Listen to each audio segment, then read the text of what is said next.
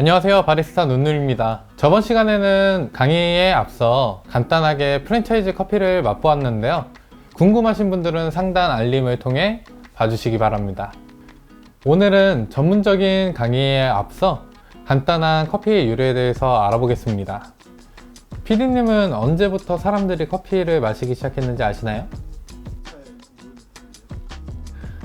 알아야 돼요. 저희는 이제 커피를 단순하게 즐기는 초보자가 아니라 커피를 사랑하는 전문가가 되기로 했잖아요. 설명하자면 커피를 사람들이 언제부터 즐겼는지는 정확한 기록은 없어요. 하지만 서기 850년쯤 에티오피아 유목 민족이 커피 열매를 즐겨 마셨다고 추정되고 있어요. 커피 맛을 즐겼다기보단 척박한 환경에서 살아남기 위해서 신맛을 감수하고도 먹었다고 해요. 우리가 즐겨 먹는 음료의 형태도 언제부터 먹었는지 정확한 기록은 없지만 세 가지 정도의 유래가 있어요. 하나는 제일 대표적인 염소지기의 칼딘 이야기고요. 또 하나의 이야기는 사막 속의 데르비시의 이야기고요. 마지막은 동굴 속의 오마르의 이야기입니다. 세 가지의 이야기 중에서 어떤 것을 제일 먼저 듣고 싶으세요? 제일 대표적이라고 생각한 거 먼저 말씀해 주시면 좋을 것 같아요. 그렇다면 가장 대표적인 설인 염소지기 칼디의 이야기를 시작하겠습니다.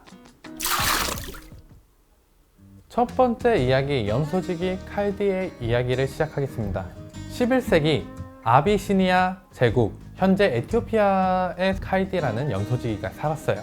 염소들과 함께 식량을 찾기 위해 산책을 나가곤 했었는데요. 평소와 같이 염소들을 방목하고 이제 돌아가려고 하는데요. 아무리 불러도 염소들이 안 돌아오는 거예요. 그래서 칼디가 염소들을 찾으러 돌아다니기 시작했습니다. 어느 작은 베리나무 앞에 염소들이 신나게 뛰어다니는 게 보이는 거예요. 흡사 사람들이 춤추는 것처럼요. 그래서 칼디도 궁금해서 그 열매를 따먹어 봤어요. 그랬더니 엄청난 각성 효과를 받으며 칼디도 기분 좋게 염소들과 뛰어놀았다고 하네요. 칼디는 베리가 주는 각성 효과를 마을 사람들과 공유하고 싶어 그 마을의 수도원장에게 그 열매를 가져다 줬어요. 그랬더니 수도원장은 이건 신의 저주를 받은 열매다 라면서 그 열매를 불태웠어요. 근데 그 불태운 연기 속에서 사람들은 그 연기를 맡고 각성 효과를 맛보았답니다. 그래서 그 다음날 사람들은 그 각성 효과가 중독이 되어 그 태워버린 열매를 물에 타먹기 시작했다는 게 커피의 유래 첫 번째입니다.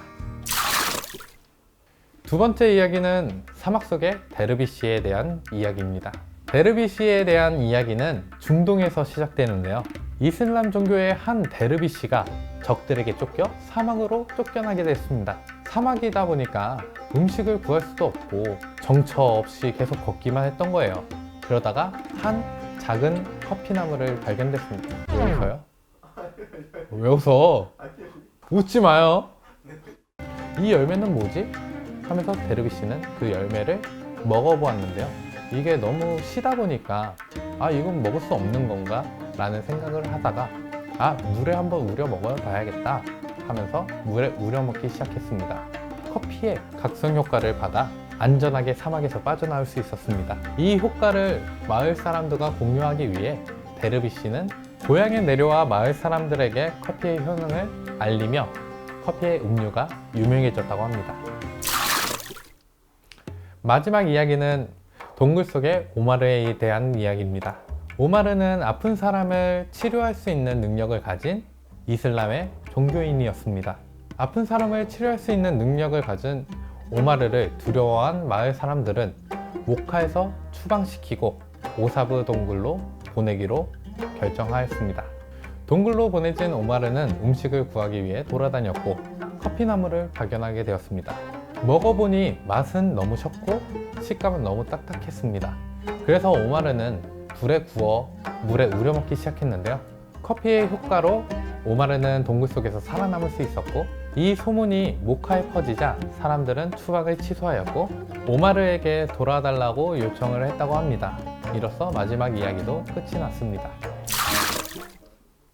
제가 말씀드렸던 세 가지 이야기에 모두 커피가 가진 효과를 잘 나타냈다고 생각이 드는데요. 어떤 효과일까요? 각성 효과 아닌 것 같아요. 네, 맞아요. 각성 효과예요. 지금 현대인들도 커피의 각성 효과를 바라고 즐겨 마시는데요. 기술의 발달로 커피의 재배법, 가공법이 엄청 다양해졌는데요. 그리고 커피를 내리는 기계조차도 엄청 다양해서 사람들의 입맛에 맞게 맛을 조절할 수가 있어서 기호식품이 된 것 같아요. 다음 시간에는 커피의 맛의 제일 중점인 생두의 특징에 대해서 알아볼 생각입니다. 오늘 시간도 유익하셨길 바라고 다음 시간에도 유익한 정보로 돌아오겠습니다. 지금까지 바리스타 눈누였습니다. 안녕!